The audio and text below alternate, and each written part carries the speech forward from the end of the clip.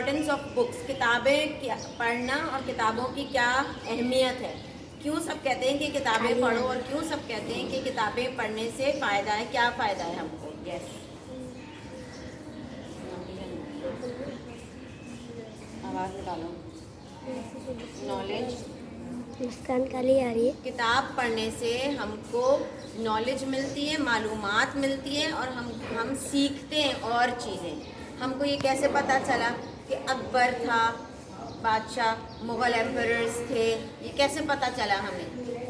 Through books, किताबों में लिखा हुआ था, हिस्टोरियंस ने किताबों में लिखा सब। ठीक है, next.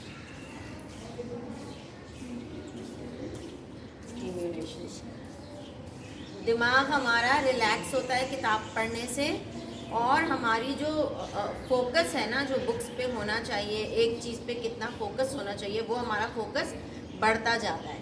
Yes,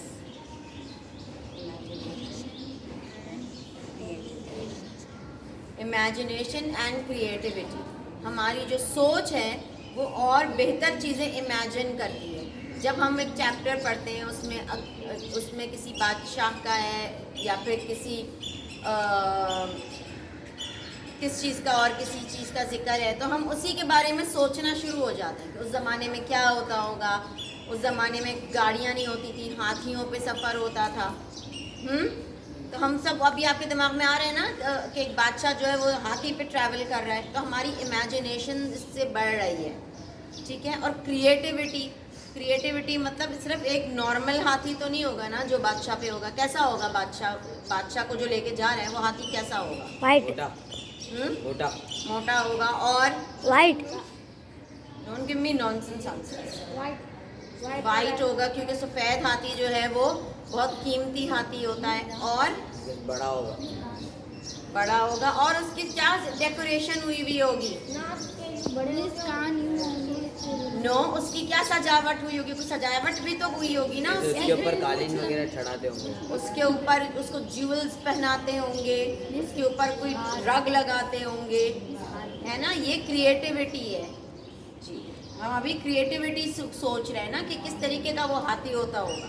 yes,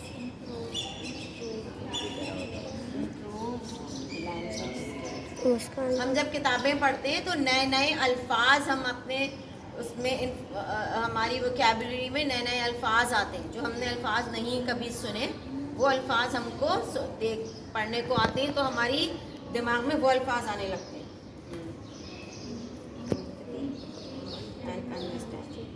empathy, is there something wrong?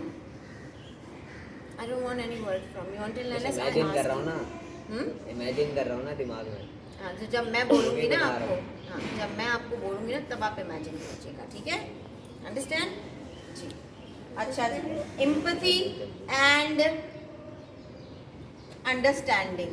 Empathy का मतलब होता है कि दूसरा कैसा फील कर रहा है वो भी आप फील करके सोचें। जैसे अगर मैं आपको बोलूँ कि सिंड्रेला की स्टेप मदर थी, वो उस पर बहुत जुल्म करती थी, तो आपके ख्याल में अब सोचें और बताएं कि सिंड्रेला कैसा फील करती होगी। इसमें मैंने कभी देखा ही नहीं। बहुत सैड फील करती होगी।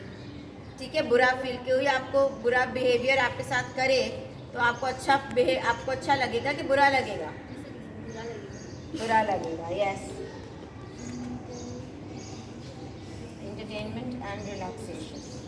किताब पढ़ने से हम एंटरटेन होते हैं, हमें मज़ा आता है और हम रिलैक्स भी होते हैं। ठीक है, कल्चरल एंड हिस्टोरिकल कल्चर, हमारा जो कल्चर है, हमारा जो ज़माना है, हमारे जो तौर तरीक़े हैं। ठीक है, जैसे हम ईद पे सब लोग को बुलाते हैं, चूड़ियाँ गर्ल्स पहनती हैं, बॉयज़ नमाज को मस्जिद जाते हैं, सिवैयाँ खा के जाते हैं, तो ये हमारा कल्चर है। ठीक है, तो ये हमको किताबें पढ़ने से दूसरों का कल्चर भी पता चलता है कि उनका कल्चर क्या है। What is wrong with you? ठीक है, और हिस्टोरिकल अवेयरनेस का मतलब है कि हमको हिस्ट्री जो पिछले ज़माने में हुआ है वो सब हमको